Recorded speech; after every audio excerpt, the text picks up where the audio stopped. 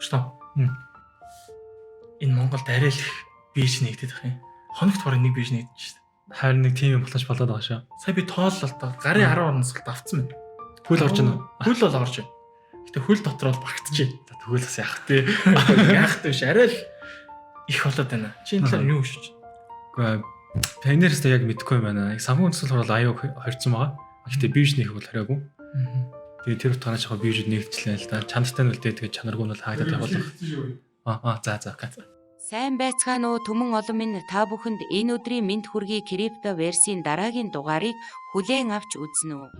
Сайн байцгаана уу та бүхэн энэ өдрийн мэд хүргэе. Та бүхний гэр бүлийн гишүүн Томс гэлээ. За манай крипто версийн багийнхан ярьж байгаад ерөөдөө гадаадын мэдээнээс илүү одоо ямар койнууд эсвэл ямар бирж ер нь крипто цацалтай холбоотой ямар мэдээнүүд гарч байна гэдгийг давхар та бүхэндээ хүргье. Ингээд 7 хоногт айлтхан чадхаар хичээгээд 2 дугаар гарах хичээ гэдэг зүйлээр төгссөн байна. Ингэснүүд ээ.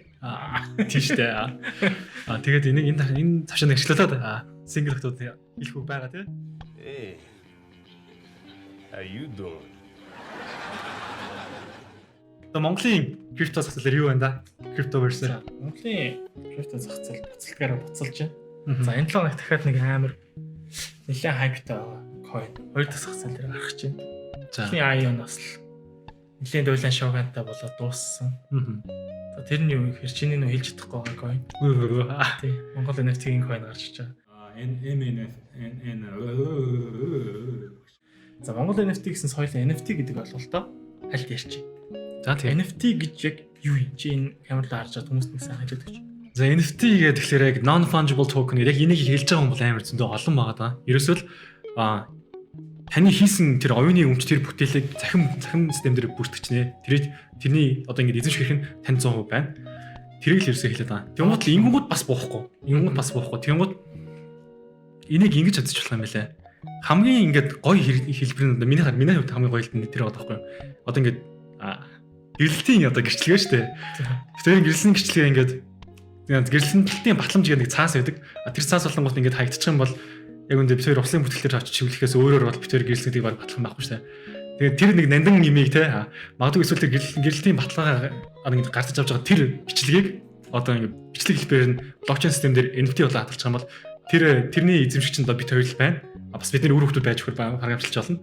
Тэмүүта тэр нь ингээд хэдэн 100 жил хадаад байдаг байхгүй юу? Ер нь бол мөнхөж байгаа юм. Тийм мөнхөж гэсэн үг. Тэр ч утгаараа нөгөө нэг дахиад цаашаа ургийн бичиг гэдэг юм шиг NFT дээр ингээд явчих юм бол нэг ихэрлээ байж болох сонирхолтой санаа. үнцэг надаас байгаа да. Тий яа. Тэгэхээр тэр угаасаа гэрэлтийн гэрчлэгээ чинь угаасаа хугацаанд бас өчиггүй байдаг шүү дээ. Бос хогноогүй байдаг шүү. Харин тэр ч утгаараа NFT болох хэрэгтэй байхгүй юу? За тийм ээ. За тэгвэл урт өдөр Монгол NFT-ийн coin 2 зах зээл дээр гарах гэдэг. Тэгвэл Монгол NFT-ийн энэ coin-ы хэрэглээ нэг юу? За энэ юу? Миний ойлгож байгаа энэ аюул амбицлог төсөл яг ингээд шал ондоо юм шиг итгэдэг байгаа. Монголын NFT-ийн зах зээл дээр одоо Монгол NFT сайт байна шүү дээ. Онц дүмгээд Rocketpay хаа сайн байна уу? Таны фэн. Тэр төслийн онц дүм төслийн одоо дөрүүдийг хотлож авч болж байна те. Бас дээрс нь араас нь ингээд зөндөө төслүүд байсан. Энэ бичлэн Монголын артистуудын хийсэн тэр бүтээлүүдийг NFT coin-оор хотлож авах юм байлээ. Тэгээд цаашлаа Metaverse гэдэг юм дэх хөрөнгө оруулна. Тэгээд стриминг платформуд гээд зөндөө олон төрлийн юмыг хийн гээд ер нь white paper-ийн таныг уншаад зэрэг Монголоор байгаа шүү. Тийм. Багш одоо нэг white paper-ийг нэгтгэж байгаа тест. Чиний white paper чинь юу юм бэ те? Юу те. Амар тэрийг уншиж байгаа юм байгаа болов. Чимж. За яг үндэ яг унших завшин өгөхгүй амар олон coin гараад ирсэн. Бас тийм те. За тэгвэл энэ NFT гэдэг coin чинь саяны энэ гарын 13 хөлийн 13-нд нээлтгүй байгаа баахан биржүүдийн аль дээр нөх. За энэ жоохон имзэгсэд заяа. Яг имзэгсэд юу гэхээр гарч байгаа бирж нь комплекс. За анхны дөрвийн нэг нь нэг.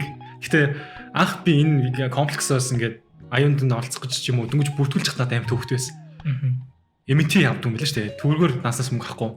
Тэгснээр заавал тетер шилжүүлэх шаардлагатай. Чи сүүл нөгөө юуг нь хараагүй. Комплекс чинь 2 тэг гээд хөлбөрсөн шүү дээ. За тэрний талаар би бол нэг сайн мэдэхгүй. Гомот наа чи нөгөө нэг асуудлаа шийдэд байгаа нь чи төгрөгөөр орлого хийж болно.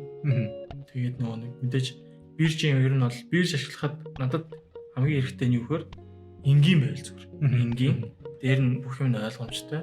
Асуудал нь ийм юм байна, тийм юм байна гэдэг ингээл заавал юм гадны хүнээс ингээл асуулт тавьш. Энд чинь яад юм бэ гэх ойлгомжгүй хэл томьёо ашиглаагүй. Маш энгийн хэлбэр. хөрвөх чадвартай liquidity гэдэг баха тий. Тэр нэг янз бүрийн байдлаар би юмаа зарлаа гэдэг авах тийм хүлээлт ихтэй тий. Би авлаа гэдэг нь зарах гэсэн хүлээлт ихтэй байхаа зүгээр. Энэ дээр надад нэг асуулт байна. Монгол чадвар холбогдох шаардлагатай юу юм шиг? Шууд холбогдож болох юм уу? Монгол чадвар холбогдох шаардлагагүй болсон байлаа. Зөв. Би яг тэр төслийн хэмжээнд яг ийм шаардлагууд өөртөө мэддэггүй ч гэсэн надад байгаа мэдээллийг би харахад бол комплекс шууд төгрөөр орлого хийх боломжтой болж байна. Гэхдээ 3 хүртэлх сая төгрөгийн орлогыг бол 30 минут дээр хийж байгаа юм байна. За 3-аас дээш болон өөр банк хоорондын гүйлгээ бол дараа өдрийн ажлын өдөр буюу банкны системтэй холбоотойгоор дараа өдрийн орлого нь хийгдэж байна.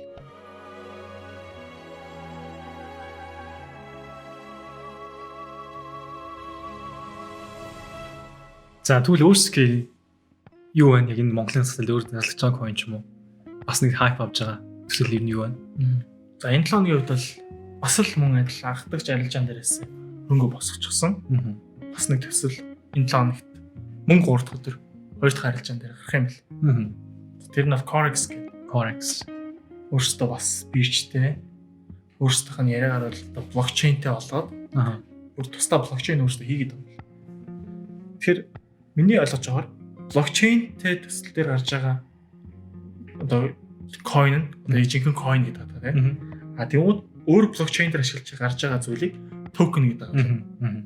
Тэгэхээр coin token хоёр дээр ийм давуу сул талууд байна. Яг мэдээж байна л та. Coin token хоёрын ялгаа ер нь бол энэ нэг тийм хүнд ойлголт биш. Тэгээд бас энийг мэдснээрээ нэг хүнээс давуулаад эсвэл энийг мэдгүй байсан нэг хүнээс доруулаад байгаа юм бол уг нь бол биш юм байлаа. Тус тусаа өөрөнд давуу талаа. Ерөөсөө за бидний үеийн 20 насны залуу гэдэг төсөөлөө. Тэр залуу өөр нэгсэн байртай бол тэр залуу бол coin.